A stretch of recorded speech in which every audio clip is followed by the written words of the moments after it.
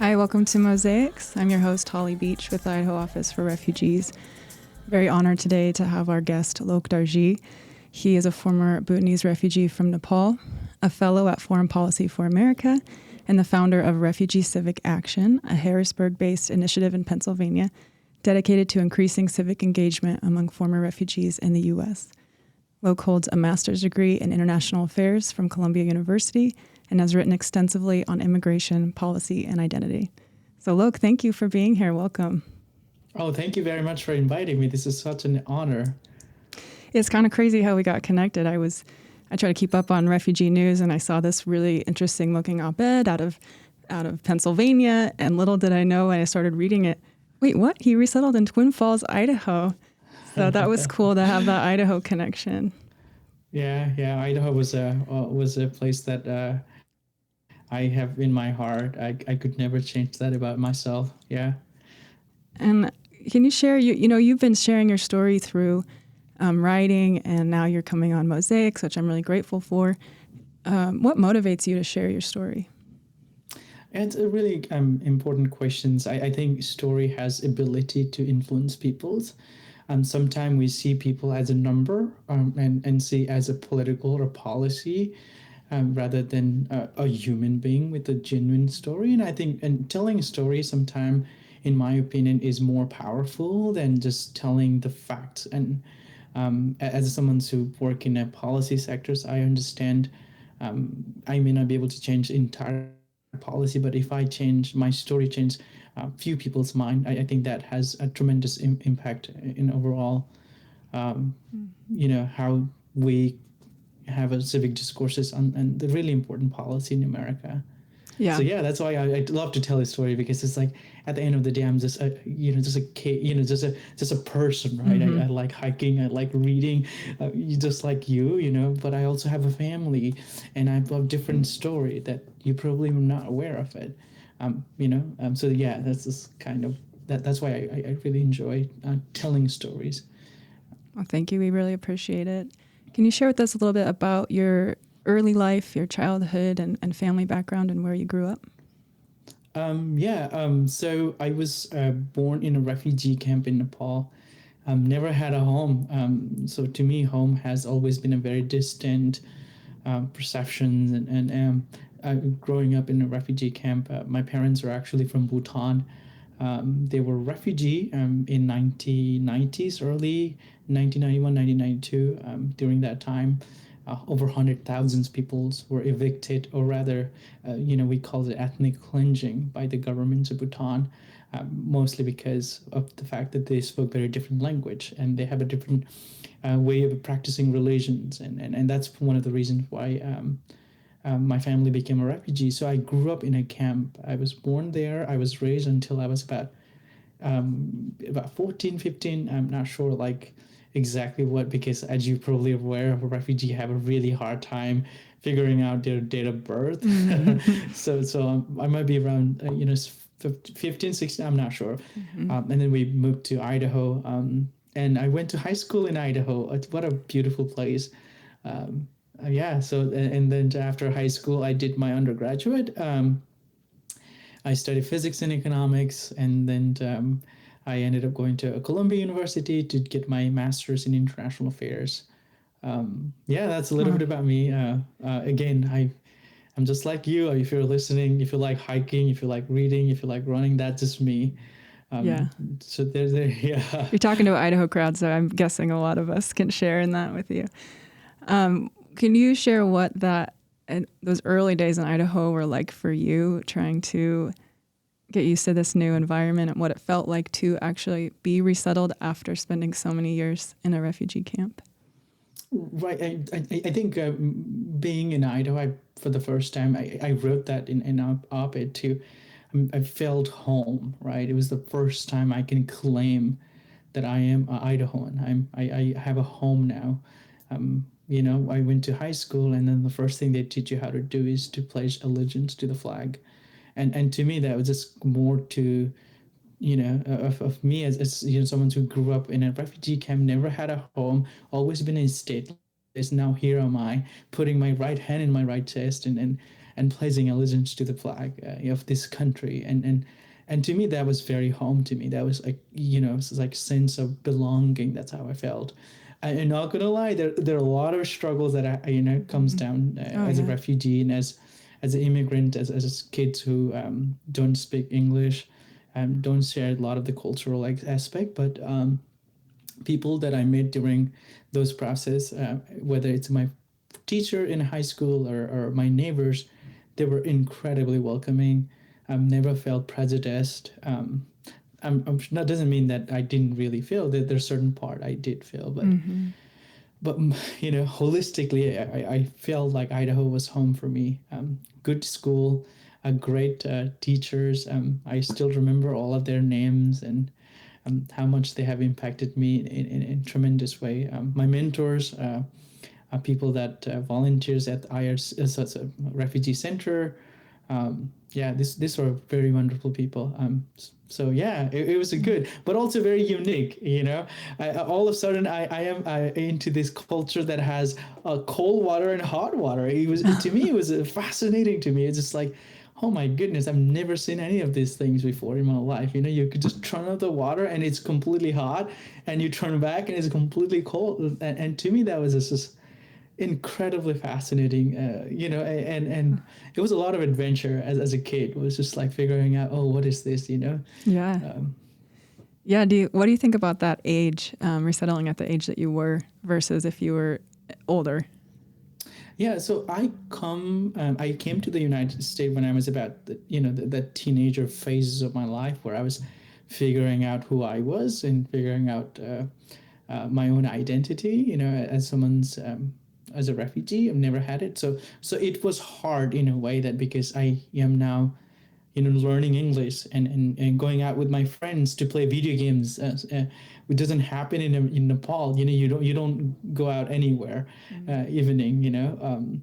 Unless your parents give you permissions. And all of a sudden, my friends will invite me to play video game with them during weekends, and just trying to find my places within that kind of new place, just like navigating the uncertainty, but also navigating my own identity was very difficult. And I'm sure a lot of the young refugee who come to the US can, attest to that, because a lot of us, surely we call ourselves Bhutanese or Sudanese or whatever, how, we come from. But the heart of it is just that as young people, we learn the language, we learn the culture, and we became sort of conflicted in that, this two culture, right? Where do we fit in? Like, I am fine being able to speak Nepali with my parents, but also there's certain aspect of my Nepali culture I am like very much, to me, it's like, no, I am more American to that, like, than a lot of my parents are. My parents are very rigid because they were, they grew up old, speaking Nepali, eating Nepali food. Yeah. They don't like a lot of American food than me. It's just like. I hear that a lot from former refugees about our food, how much they miss their food. So it's like they're kind of finding that middle ground between these two identity has something deeply impacted me in a good ways too. Like, now I'm old enough. I've gone to graduate school. I've talked to a lot of people from both political parties, and I've seen the rise of populism. I studied them during my graduate school, and I recognize that having ambiguity in identity actually is a really healthy thing, because I can see the good in both of them, and I can also see bad in both of them. So I can kind of, push away that identity or tribalism away from me, and think through as if like how do I bring good people, right? How do I be that voice where identity it's not everything about me. And that gives me a lot of humility to see other people as myself. And I think as someone who's again older, I recognize that is more I guess my asset than what I thought was. I thought that was a deficit, right? Not being able to fit in clearly in one direction or other directions. But now I'm like in the middle, and I'm like, oh, I can see in a both, good side in a both directions, but also a bad side. So I can always fit in well with the good side anywhere. Yeah, there's a lot of strength in that and a lot of wisdom in being able to separate and observe and have that humility. That's really cool. And I can see what you're saying as it feels like a deficit at first. Who am I? What are my roots?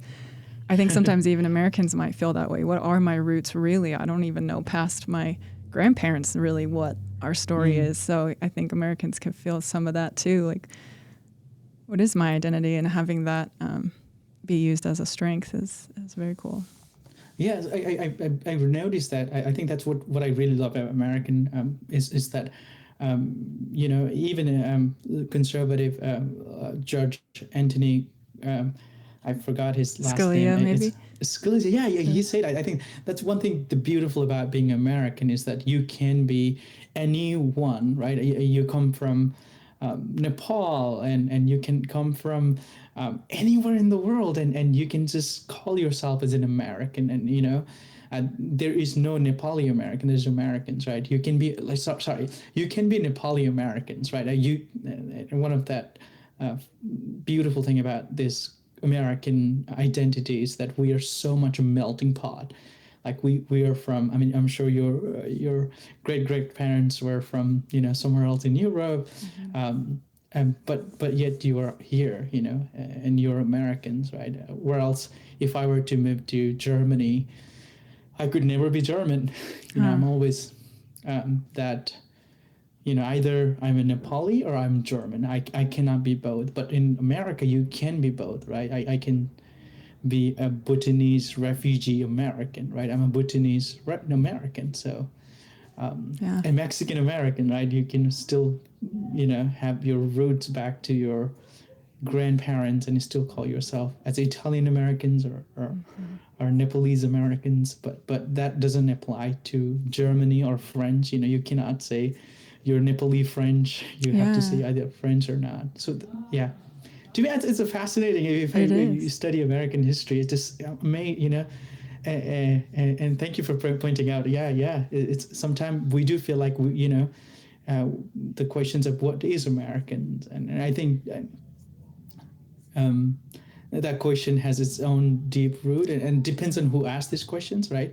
The people who ask these questions in a good faith has able to make this place, inclusive for everyone, and those who have asked these questions in a bad faith has created a lot of this exclusionary policy and kind of animosity against each others, and we have to ask the heart of the person who's asking this question. Are you asking these questions in a way to bring Americans together, or are you asking these questions to divide us each, and kind of create that animosity against each other's? Yeah, and we definitely see that happening in the dialogue. And you mentioned in your column, that's happened, is not new. That's happened in various times of our history. But you did say that America currently is at a crossroads. And you said that you were talking specifically about the current refugee pause, which is ongoing, this really strong, robust, hopeful, well-run resettlement system that we have here for people like your family, that there were no other options. That's essentially halted right now. And it's affecting a lot of people, and it's hurting a lot of people. And you said that is fracturing what it means to be American. Can you talk a little bit more about that? Yeah. It's a really it took me a while to think through that process of writing this, and again, like I was saying, what meant to be American was always about bringing, giving hope to people, right? And it was a nonpartisan thing. I mean, since 1970s, if you look the numbers, you see almost identical, right? You have Republicans. In fact, Ronald Reagan was one of the second president who brought more refugees comparisons to. He was second to Bill Clinton. Bill Clinton was the one who brought more refugee throughout this, up until from 1970 to all the way today, and the next one was Reagan's. And over the time, if you plot the number, you can see it's almost identical. It was it was non-partisan, right? Bringing refugee and giving hope to immigrants and refugees who come to this country was American thing. We took a pride in ourselves, right? Bringing people and giving hope. Even Reagan says that in one of his last speech that he gave before he finished his second term, was that America is a shining city on a hill, right? It gives a lot of hope to kids like me who are refugees. Give a second chance to people like my family, right, to come to these nations and build up again. And that what makes America so powerful and great for the rest, comparison to the other world, is that we have become a nation of refugees and immigrants. And it is a heart of the DNA of our nation is to give a hope to people who are looking for freedom. But this policy that is, quite exclusionary policy, right, that kind of erect the notions of what America has been from a pretty bad faith, is that what fractures what America has, been, right? I mean, that's why I make an argument is that the notions of like, there can be only one type of people be American. Closing the border to those who are seeking freedom, that's not American. That actually fractures what meant to be Americans. Growing up in a refugee camp as a little boy, I always thought America was like the only country that stood for freedom. And I think that it's what almost every refugees and immigrants you talk to them, they will tell you, what do you like the most about America? And they will tell you, we love the fact that we can have freedom of expressions. America is the country that gives, chance to the people like us. But, all of this closing borders and shutting down the refugee program, that's not who we are. We never were like that. We have always been, regardless of what our economic system was. Going back even history, the depressions, we never close our border to people who are seeking for freedoms, and this never was us. I mean, we were never meant to be this kind of exclusive nations. We're always meant to be a country of immigrants and refugees, and a country that took a pride in bringing people who are yearning for freedoms and yearning to have a second chance, and that was what meant to be American. And now it's just completely, pausing that sentiments and challenging that sentiments and breaking that sentiments. And to me, it was not American. So that's why I try to write that down as someone's.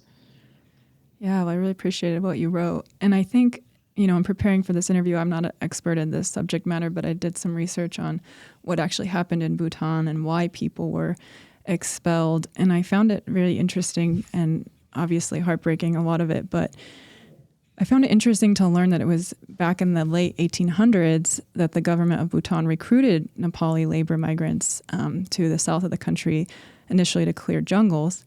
But then people built their lives there. More people came in and they were starting to grow food. The most important job of a society that you could possibly have is growing food to feed people.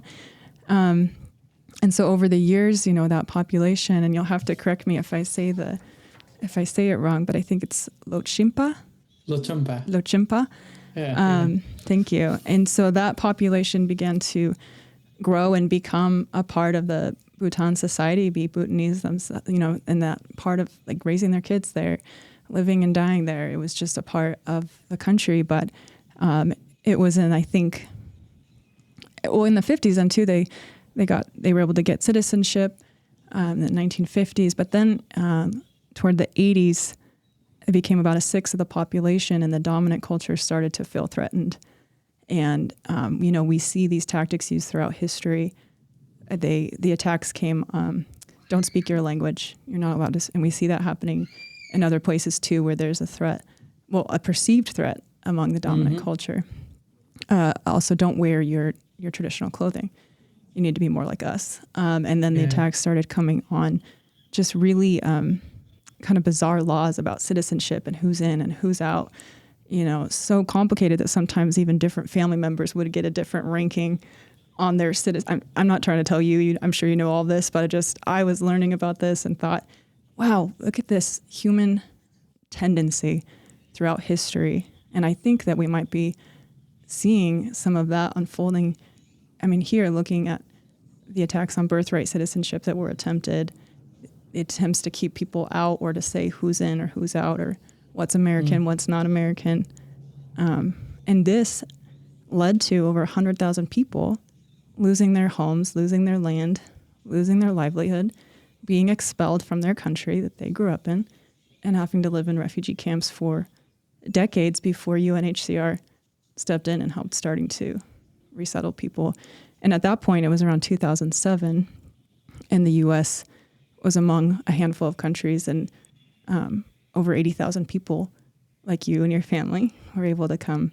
And in Idaho, I think we saw around 1,300 make their home here. So obviously, unfortunate, I know there's people who are still living in those camps hoping to return to Bhutan. That's where they want to be. That's their home. Right, right. So I'm just wondering if you could share like what we can learn from these human historic trends that play out like this. Yeah, I think Mark Twain said very cleverly. He said, history doesn't repeat itself, but it rhymes. And I think that's the most responsible thing of people like you and me and people who understand history, who learn history, to say is being able to be cautionary tale, right? Caution the people that this actually happens all the time. Like if we don't pay attention to the history, right? If we don't pay attention to the rhetoric, right?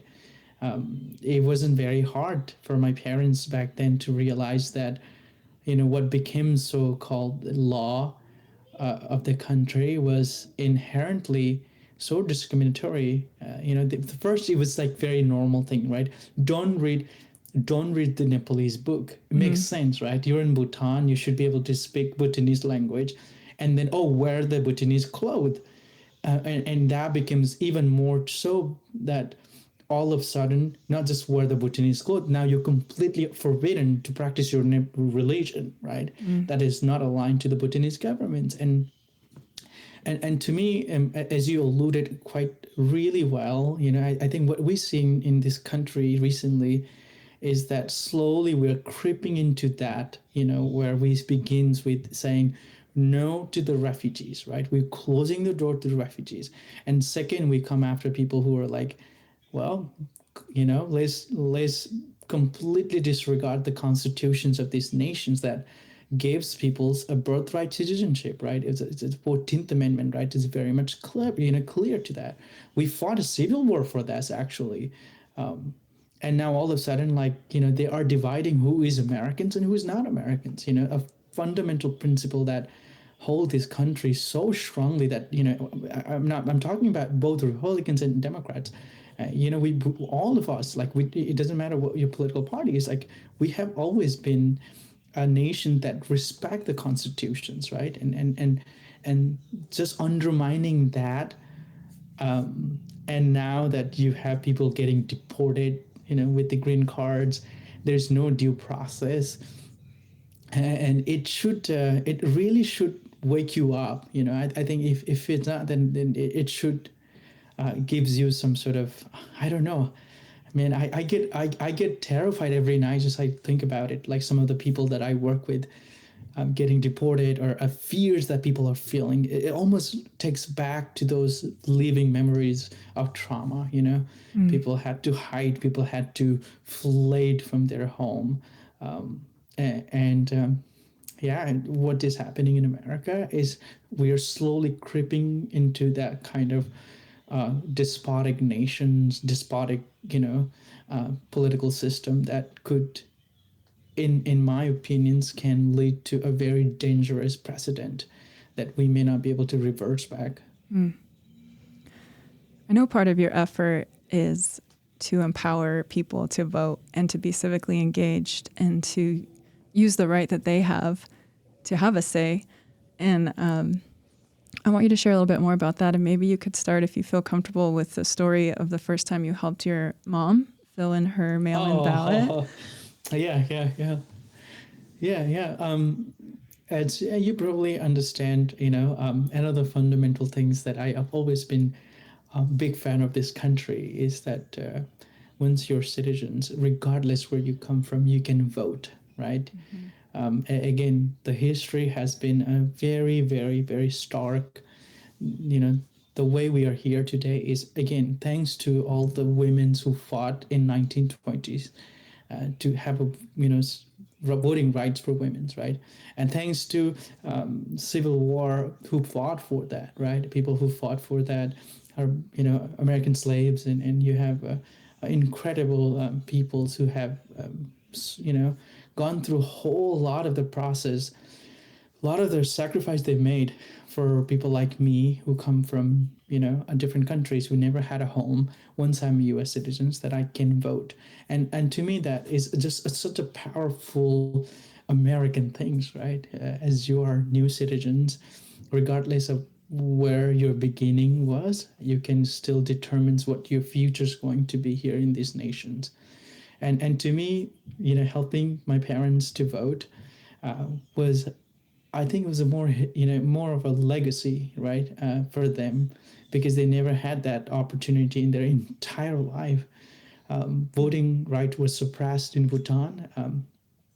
Voting was, in fact, there was always political persecutions if you voted differently than the governments wanted, and for them, voting was rather, it's more of a a first time in their entire life where they can actually determine what the nation's gonna be look like.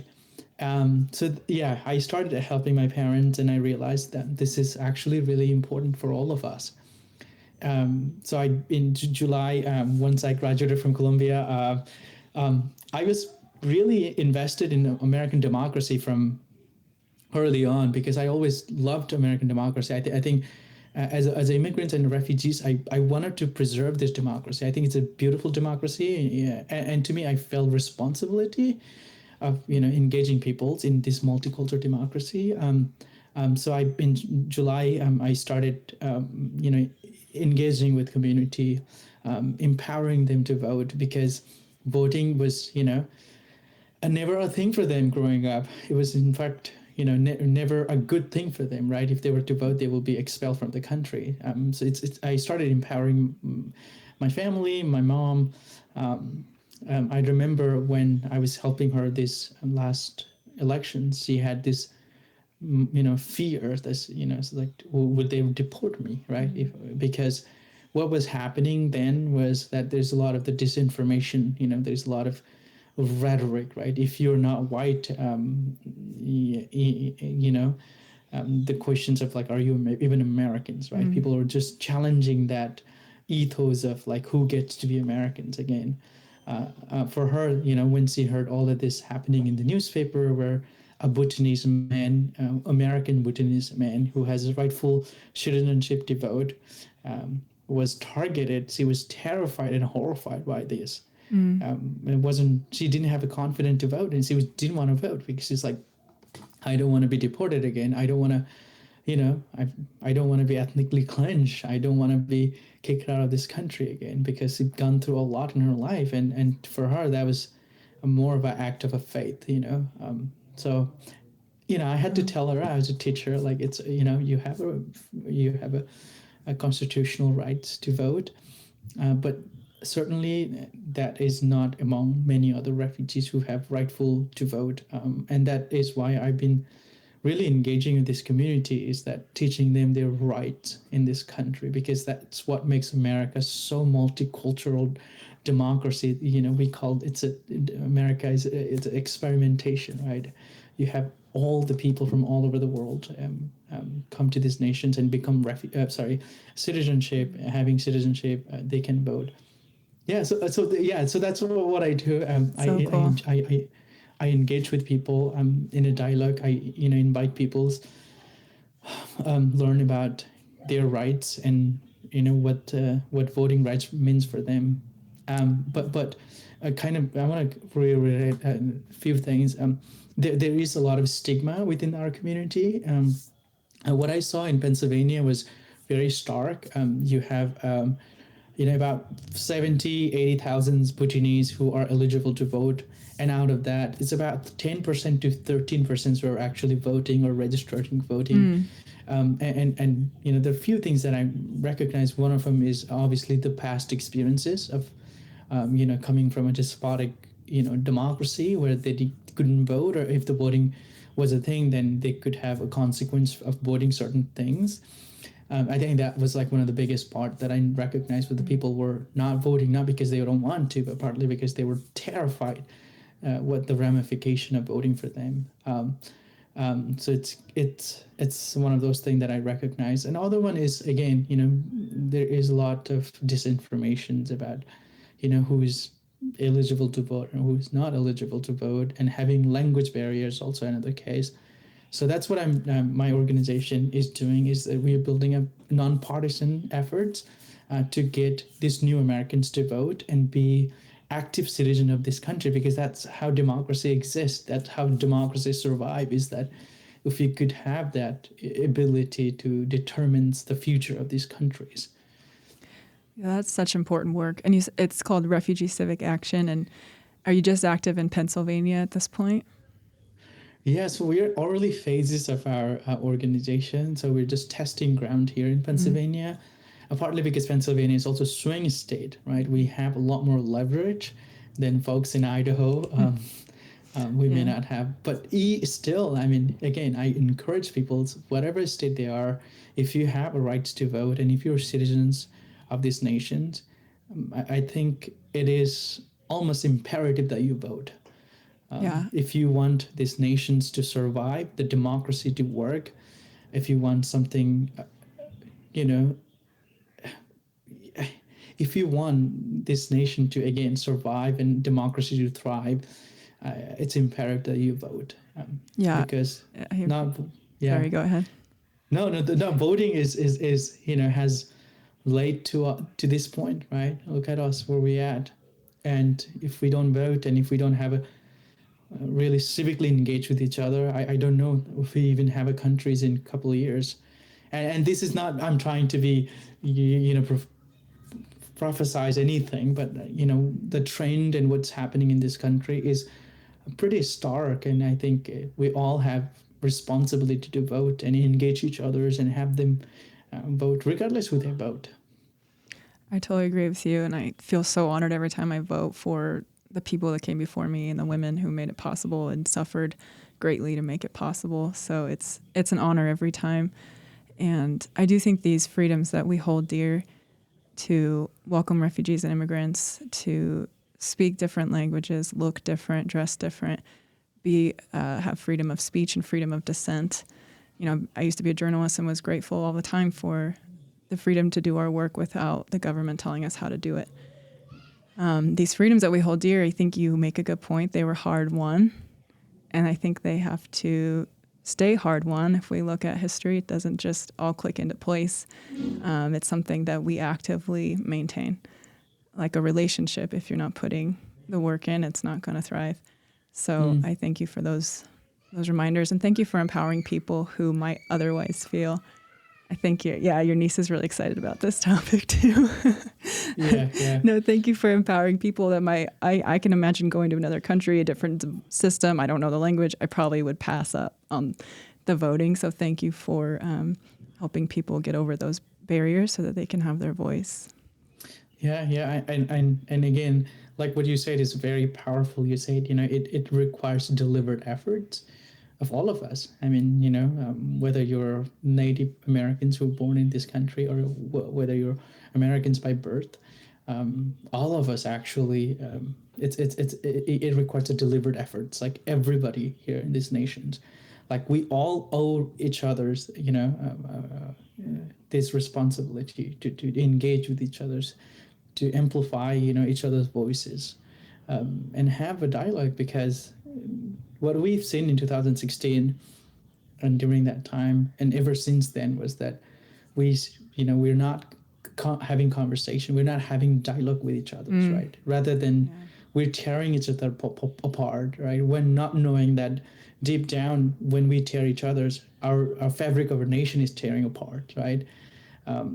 So I really believe, I think like what you said is really powerful. Like we do owe each other. So we have this, a delicate democracy that requires quite deliberate efforts, Yeah. to engage and to nurture this, very young nation.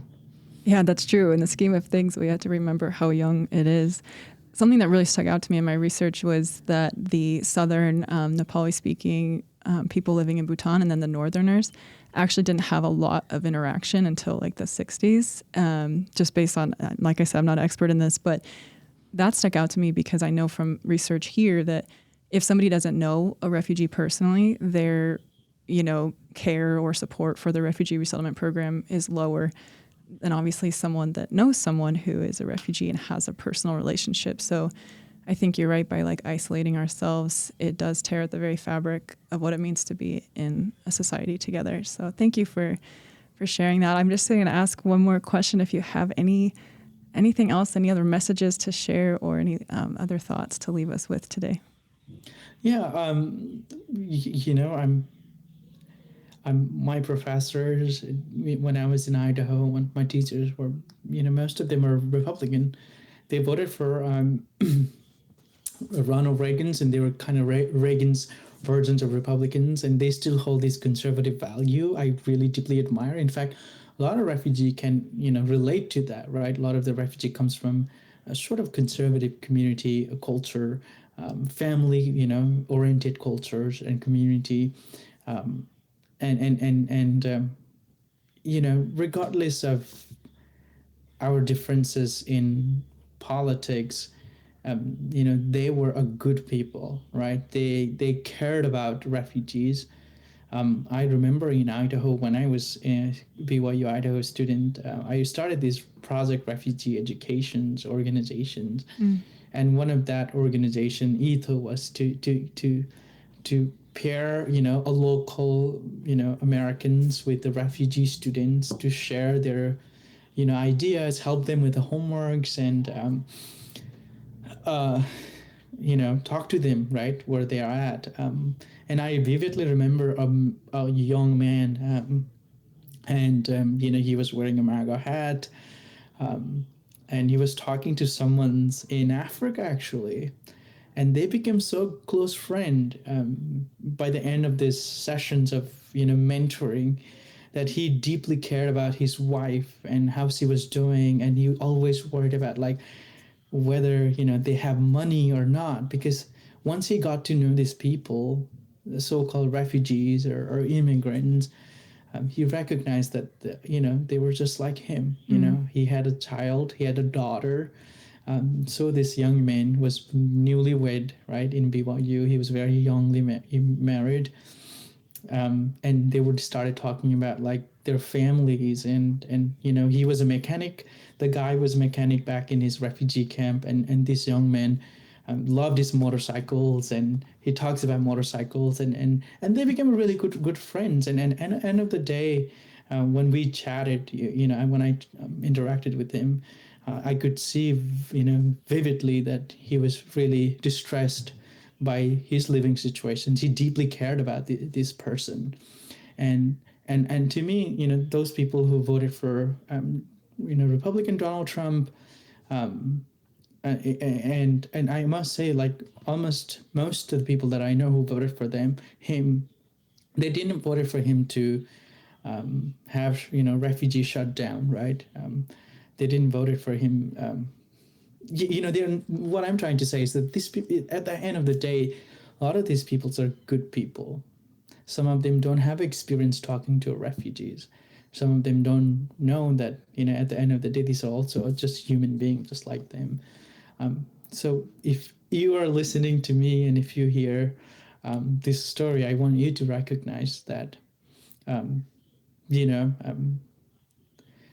there are plenty of us around in Idaho, in whatever we are, and please come to our home. Have dinner with us. have a coffee with us, and you'll recognize that we are also just like you. We love motorcycles just like you do. We love our family. We love our little niece and nephews, and we want what's the best for them. And we also want what's the best for our country too. Some of us are serving in the military. Some of refugees friends that I know who are also joined the military in the United States because they deeply believe in Americans' patriotism. And people like me, even though I've never served in the military, I deeply engaged in American civic discourses because I believed in I believe this American experimentation. I believe in democracy just like you do.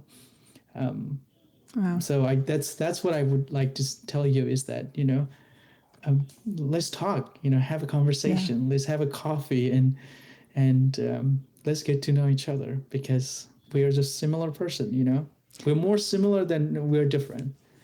Yeah, no, that's what my heart needs right now is less Instagram silos and scrolling and just more conversation. So thank you, Lok, for coming on Mosaics to have this conversation. It means a lot to me, and I really enjoyed hearing your perspective and about the great work that you're doing. So if you're interested in learning more, Lok Darjee runs Refugee Civic Action and had a recent column in the Inquirer. I encourage you to look it up. Thank you so much for being here. Well, thank you very much. It's been an honor to talk to someone from Idaho as well. Yeah, fellow Idahoans. All right, talk to you later, Lok. Thank you for joining the conversation. For more information on how to be involved with refugee resettlement, please visit idahorefugees.org. Mosaics is produced by the Idaho Office for Refugees with grant support from the M.J. Murdoch Charitable Trust. Music by the Afrosonics. Production in partnership with SB Studios.